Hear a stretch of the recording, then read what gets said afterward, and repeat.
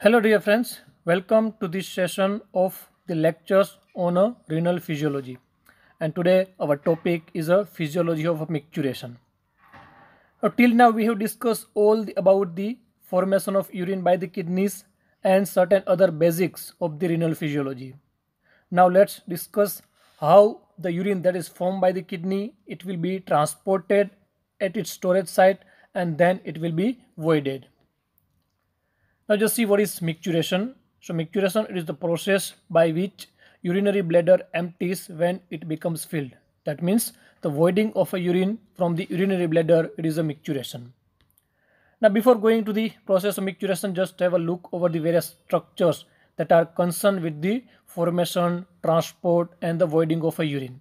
So now you know the two kidneys that are located in the posterior wall of the abdomen on each side that are concerned with the formation of the urine. The urine that is formed by these kidneys, it will be transported via the ureters, again one on each side, and it will be stored in the urinary bladder, and then through this urethra the urine will be voided from the bladder. Now coming to the important part here, it is the physiological anatomy of the bladder, urinary bladder. Now urinary bladder, it is the basically storage site for the urine, and it is a chamber like structure that is composed of a smooth muscle that are known as a detrusor muscles, whose fibers are extended in all the directions, and the contraction of this muscle, detrusor muscle, it will cause the voiding of a urine. That means it will cause a emptying of a bladder. Now let us discuss in detail about the structure of this bladder and concerned portions. Okay. So it is a chamber with the two important part. One is the body, major portion, that is the body, and another extension of the body, that is a neck. Okay, so body and the neck. Now this bladder is composed of the smooth muscle that are in the form of the detrusor muscle, and inside this they are bounded by a mucosa. So inner part of this bladder, it is a mucosa, and you can see these are the foldings of the mucosa within the inside of bladder, so that are present in the form of the rugae. But the small portion, small triangular portion in the posterior wall of the bladder in a lower portion, you can see this is known as a trigone, and where you can see it is a smooth, there are no rugae or there are no fold here. Okay, so this is because of the firm attachment of this part of the mucosa with that of the muscle cord, while here it is a loose attachment. So now the importance of trigone is that the upper two angle of the trigone you can see here, where there is a opening of the ureter from both the side, they are entering in the bladder at the upper part. Okay, but they are opening here, that means they are traveling through the bladder wall from here to here. That means for around 2 to 3 centimeter the bladders are obliquely running through the bladder wall and then opening inside the bladder. Okay, so this oblique running for a few short distance, it will provide a valvular structure. So that means that will prevent the backflow of urine from here to here. Okay, so it is act as a valvular flap. Now coming to this apex portion of this trigone, so that will continue as a conical extension in the form of the bladder neck. Okay, so this is a bladder neck that is around 2 to 3 centimeter long. Okay, and that bladder neck, it is also known as a posterior urethra, that is surrounded by the smooth muscle. Okay, so these are the smooth muscle again in the form of the detrusor, and that is also containing the elastic tissue. So this muscle surrounding this bladder neck, that is known as the internal urethral sphincter. So that muscles are acting as a valve, acting as a sphincter. So the natural tone of that muscle, it will keep this valve constricted. That means it will prevent the voiding of urine, except there is a micturition reflex. So that is because of the natural tone of that muscle here. Okay, while the contraction of the detrusor muscle, it will cause the voiding of the urine. Now again, as this bladder neck, there is a posterior urethra, it will continue as the urethra proper. Then again after few centimeters, you will see the urethra, it is bounded by a ring of the muscles that are a skeletal muscle. Okay, so urethra that is piercing, that is passing through the urogenital diaphragm here, where the urethra is bounded by a ring of the skeletal muscle fiber. So that again, that fiber are acting as a sphincter, and that are known as the external sphincter. So that is under a voluntary control. Okay, so overall the urethra is having a two sphincter. Initially the internal sphincter that is under autonomic control made up of the smooth muscle, while this external sphincter that is under a voluntary control and that are made up of the skeletal muscle fiber. Okay, so this all about this bladder and its anatomy. Then coming to the nervous innervation to the bladder, nerve supply to the bladder. So bladder is receiving three type of the fiber: parasympathetic fiber, sympathetic fiber, and the somatic fiber. So you will better understand from this figure. Okay. So now just look at this. This is the bladder, this is the urethra, this is the external sphincter, and here it is the spinal cord segment. Okay. So the three important innervations, the most important are the parasympathetic fibers through the pelvic nerve. Okay. So primary are the pelvic nerves that are innervating the bladder as well as the this urethra. Okay. So this pelvic nerve, it is consisting of both the type of the fiber, sensory as well as the motor fiber, and these nerves are ending at a spinal segment S2, 3, and 4 level. Okay. So the sensory fiber from this bladder and the bladder neck, it will pass via the pelvic nerve and they will enter the spinal cord segment S2, 3, and 4 at the micturition center. So here are the sector micturition center, and from where the motor fiber through the same nerve, pelvic nerve, but they are in the form of the parasympathetic fiber. So that motor parasympathetic fiber through the pelvic nerve, it will again innervate the bladder, body of the bladder as well as the neck of the bladder. That means the internal sphincter. Okay. So this motor fiber that are a parasympathetic type of the fiber, they are contracting the detrusor muscle to void the urine, but at the same time the stimulation of this fiber to the bladder neck, where they are supplying the internal sphincter, where they are causing the relaxation of the sphincter. Okay, so that's why this motor parasympathetic fiber or efferent fiber that are very important. So stimulation of which will cause the contraction of detrusor muscle and the relaxation of this internal sphincter. So that will help to void the urine out of the bladder. Then another fiber are the somatic fiber via the pudendal nerve. Okay, so they are innervating the external sphincter, external urethral sphincter that is made up of the skeletal muscle. So the stimulation of this fiber, it will help to maintain the tone of this muscle. Okay, so this external sphincter that is under voluntary control, because somatic fibers that are supplying the skeletal muscles, they are under a voluntary control.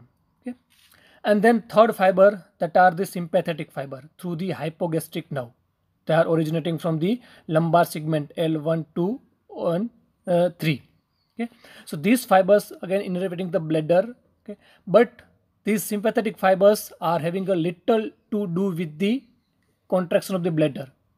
They are having a little to do with the micturition reflex or a micturition process. Okay, but sympathetic fiber basically they are concerned with the stimulation of the blood vessels to the bladder. Okay, and another importance of this sympathetic fiber is that the during the ejaculation in the male, during ejaculation, the sympathetic discharge to this bladder wall, it will cause a constriction of this internal sphincter.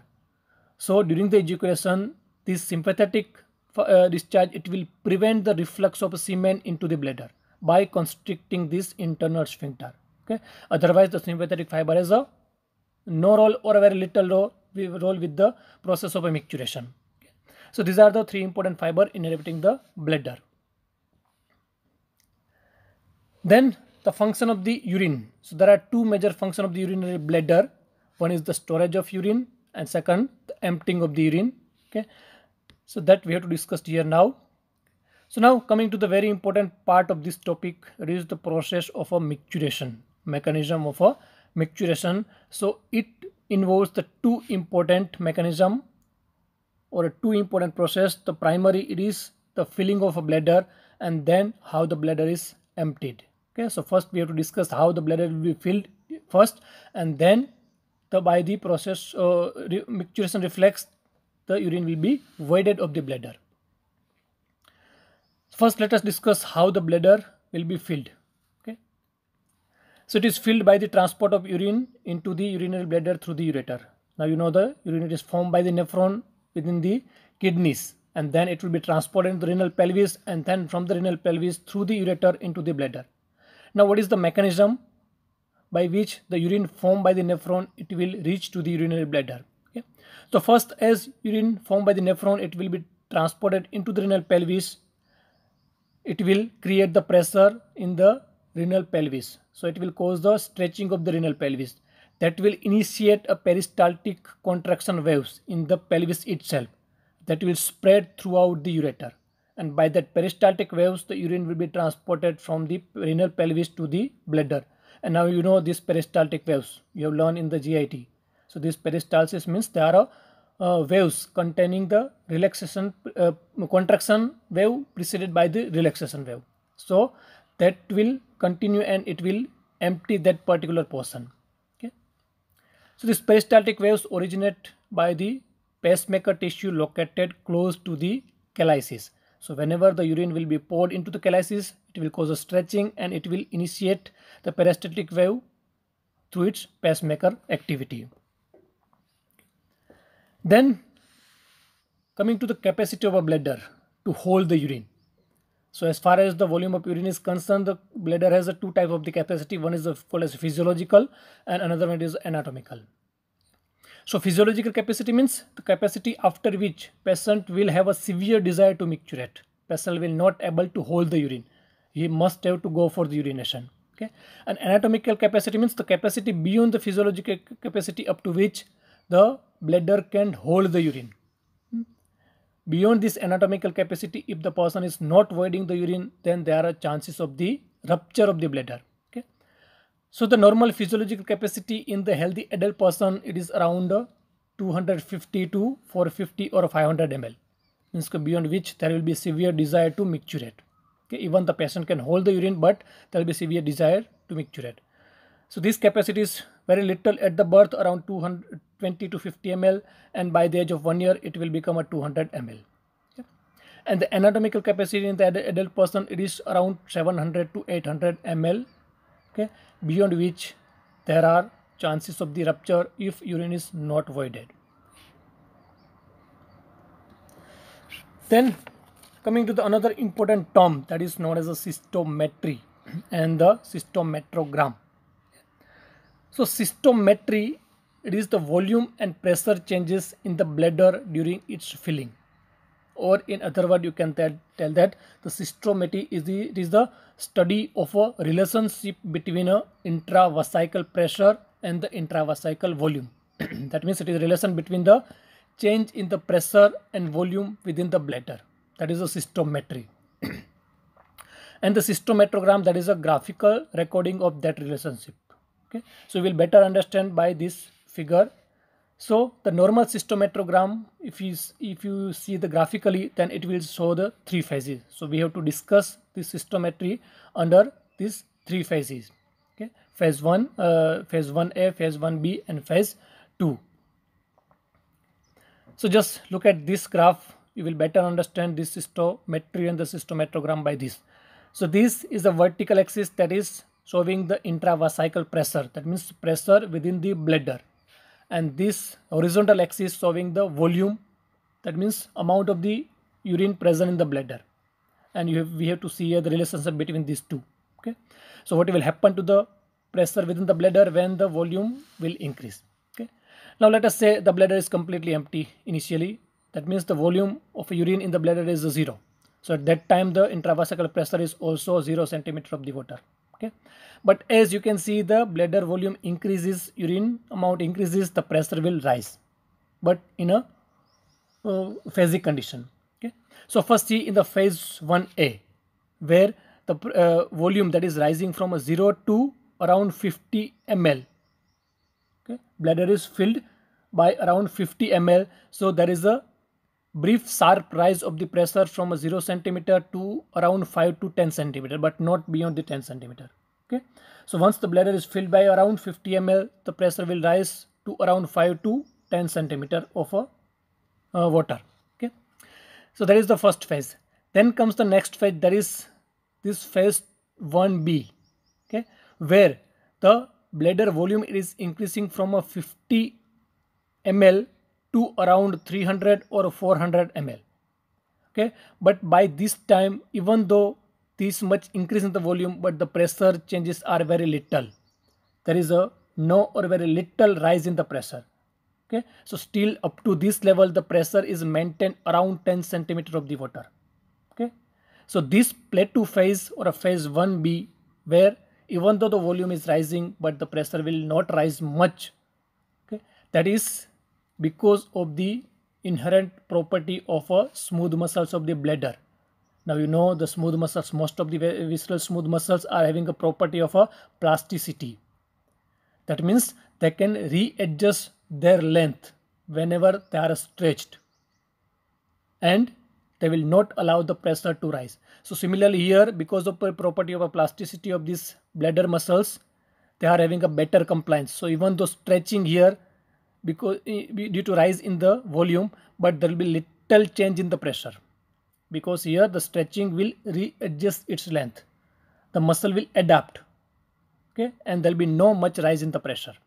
So there is a plateau phase. Then comes up beyond that the phase 2, third phase, that is beyond the 400 ml, when the rise in pressure will proportionate to the rise in volume. So there will be a sharp rise in the pressure here. So these are the three phases of the systometrogram or a systometry. Phase 1, where there will be brief rise in the pressure but little pressure rise, and then even though the volume is increasing, there is a little change in the pressure, and then sharp rise in the pressure beyond this 400 ml. Okay? And these waves that are seen here with the broken line, that are known as the micturition waves or a micturition contraction. So initially they are weak. Up to this 300 or 400 ml, these waves are weak and they will subside. They will die immediately. But beyond this limit, beyond the plateau phase, beyond this 400 ml, the micturition wave becomes strong and they will fuse. Okay, and it will cause a micturition reflex to begin.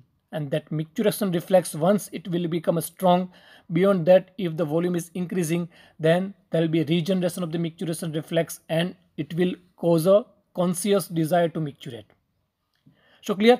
So this is the systometrogram, where you have to see the relationship between the intravesical pressure and the intravesical volume in a 3 phases. Then coming to the emptying of the bladder, that means once the bladder is filled, now how the urine will be voided, the actual part of the micturition here that we have to discuss. So emptying of the bladder, basically it is a type of a reflex action. That means it will generated via the reflex. So we have to discuss here under 3 headings. One is the micturition reflex, second is the voluntary control of the micturition, and third is role of the perineal and the abdominal muscle in the micturition. So we have to discuss this part in a detail, what is micturition reflex, and it is also very important short note. So coming to the micturition reflex. So it is a autonomic reflex where the stimulus is the filling of the bladder. So it is initiated by the stretch receptors present within the bladder wall whenever there is a stretching of the bladder wall. So the stimulus is the presence of the urine of around 300 ml. That will cause a stretching of the bladder. So it will stimulate the stretch receptor within the bladder wall, and then from that stretch receptor, the afferent fibers, sensory fiber, will carry the message to the spinal cord. Okay. So the stretch receptor will send the message via the pelvic nerve, sensory portion of the pelvic nerve, to the sacral segment of the spinal cord, S2, 3, 4 level, to the sacral micturition center. From that sacral micturition center, the efferent fiber arises. Okay, the motor fiber through the same nerve, through the pelvic nerve, but they are a parasympathetic type of the fiber. So motor parasympathetic fiber in the form of the efferent fiber from the sacral micturition center, it will innervate the detrusor muscle and the internal sphincter. That means body of the bladder as well as the internal sphincter, where this motor fiber will excite the detrusor muscle to cause its contraction, and it will inhibit the internal sphincter to cause the relaxation of the sphincter. So both these will ultimately cause the voiding of urine from the bladder. But this is the autonomic reflex. It doesn't mean that the urine will be voided completely. Okay. So now once the micturition reflex will begin, that will cause the contraction of this and relaxation of this. Now it will depend on our will whether to micturate or not. Now suppose during this micturition reflex, the person will have a conscious desire, and if the person is willing to micturate, he is having a convenience to micturate, then the external sphincter will also relax and the urine will be voided. But suppose person is not having a will to micturate, even though there is a conscious desire, but person is not in a convenient position to micturate. So at that time, even though this micturition reflex will present, but the person will voluntarily constrict the external sphincter and it will prevent the voiding. And during that time, after some time, this micturition reflex will again die. Okay, but if the person is willing to micturate, then this micturition reflex will be regenerated, and it will cause the strong contraction of this, relaxation of this, and voluntarily person will also relax the external sphincter and it will cause a voiding of the urine. So just have a look over this figure showing the micturition reflex process. So now, as I have told, the initial sensory organs are a stretch receptor within the bladder. Whenever the bladder is filled, the stretch receptor will be stimulated and they will send the signal via the sensory fibers of the pelvic nerve to the sacral micturition center present in the sacral segment of the spinal cord. Okay. From where via the efferent fiber, motor fiber in the form of the parasympathetic fiber through the pelvic nerve, that will innervate the body of the bladder, where it will cause the contraction of the detrusor muscle, and it will also innervate the internal sphincter, where it will cause the relaxation of the internal sphincter. So this micturition reflex, autonomic reflex, it will cause the voiding of the bladder. Okay. But now coming the role of this higher center. So now this is the micturition reflex, but it is under the control of this higher center. From the higher center, from the cerebral cortex, there are two types of the fiber, inhibitory and the excitatory. So if the person is not willing to micturate during this micturition reflex, then the higher center will send the inhibitory fiber to this reflex, to the sacral micturition center, and ultimately the micturition reflex will subside and person will not avoid the urine. But suppose person is willing to avoid the urine, then the higher center will send a signal, two type of the signal. One signal that are to the sacral micturition center that are a facilitatory. So that will facilitate the micturition reflex, and that micturition reflex will become stronger and it will regenerate. Okay. And second type of the fiber from the higher center, it will send to this external sphincter, to the skeletal muscle. So that will inhibit this sphincter, this voluntary sphincter, and it will relax this sphincter. So ultimately the person will void the urine. Okay, and it will complete the urination. So clear? So this is the micturition reflex that is again under the control of the higher center. Okay. So the micturition includes the three basic steps, mechanisms. One is contraction of detrusor muscle through the autonomic nervous system via the micturition reflex, and similarly the opening of internal sphincter again by the ANS, that is again the part of the micturition reflex. Okay. But ultimately the opening or a closing of the external sphincter will decide whether the urine will be voided or not. Okay. So opening of the external sphincter by the somatic nervous system, finally it will cause the voiding of the urine. Okay. So these are the three basic mechanism or events in the process of a micturition. So now just have a summary of this process of the micturition stepwise. Just we will discuss briefly. So first, the stimulus is the filling of a bladder beyond around 200 or 300 ml. That will cause a stretching of the bladder and it will stimulate the stretch receptor, so it will cause a urge to pass urine. So that sense by stretch receptor, it will pass on the impulse via the efferent nerves through the pelvic nerves to the bladder and the internal sphincter.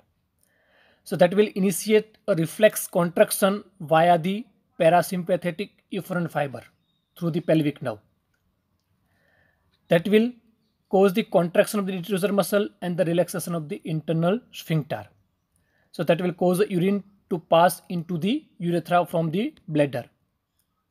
Then there comes the role of the higher centers and the voluntary muscle. So the contraction of the abdominal muscle and the descent of the diaphragm, it will increase the intra-abdominal pressure, and via this somatic nerve fiber there will be relaxation of the external sphincter, and it will also produce a downward pull of the detrusor muscle, and ultimately it will cause the voiding of a urine. So now the role of this brain. Brain is having a facilitatory as well as the inhibitory control of the micturition. So we have to discuss the two things here. One is the role of the higher center and second is voluntarily urination.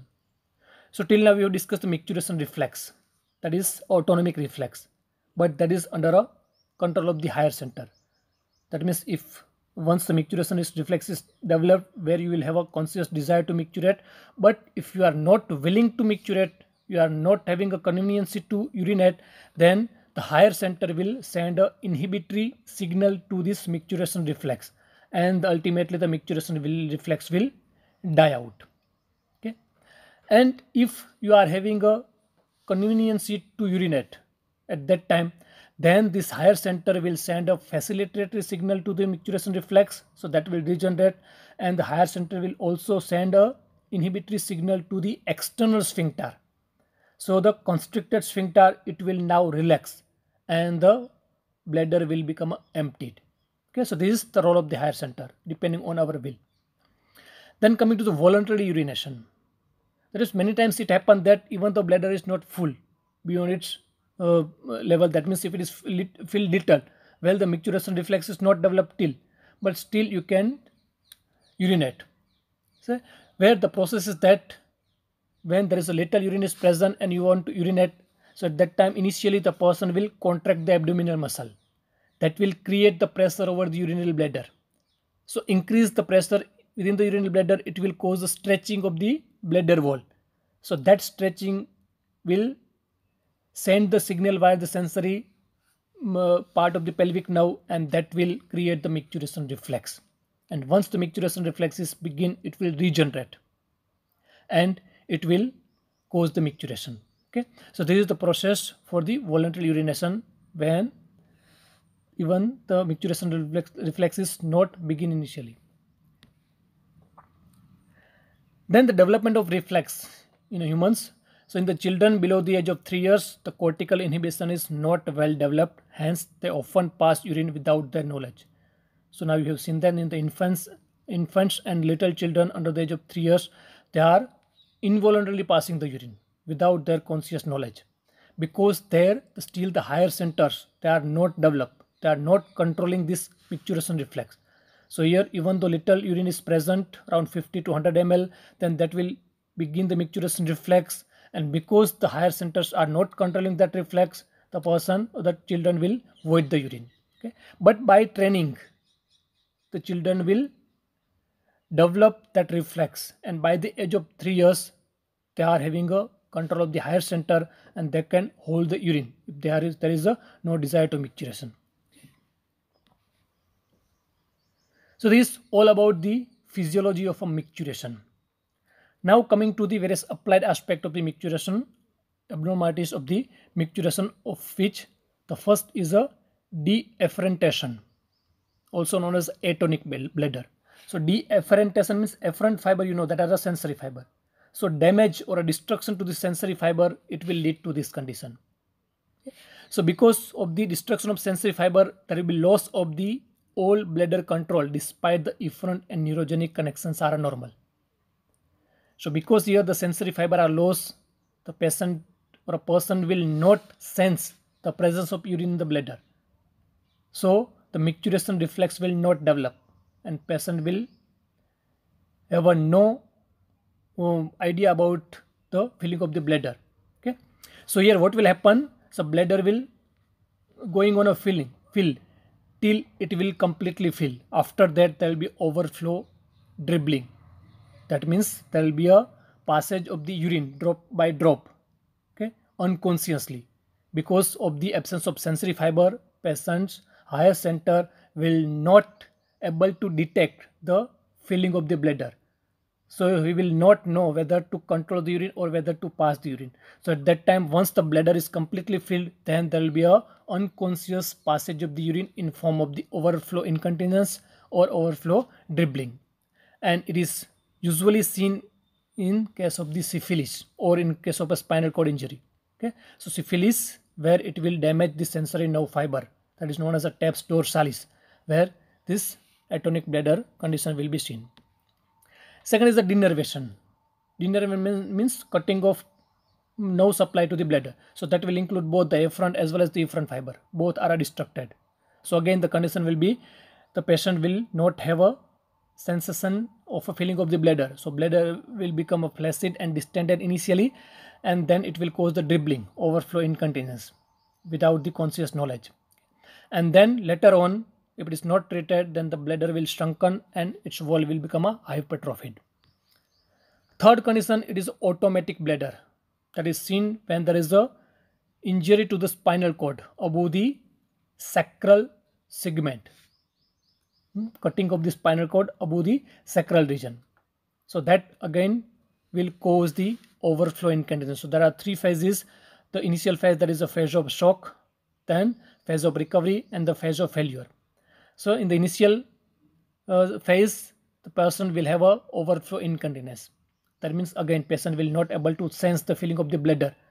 So the bladder will completely fill, and then there will be unconscious passage of the urine in the form of the overflow incontinence or a dribbling.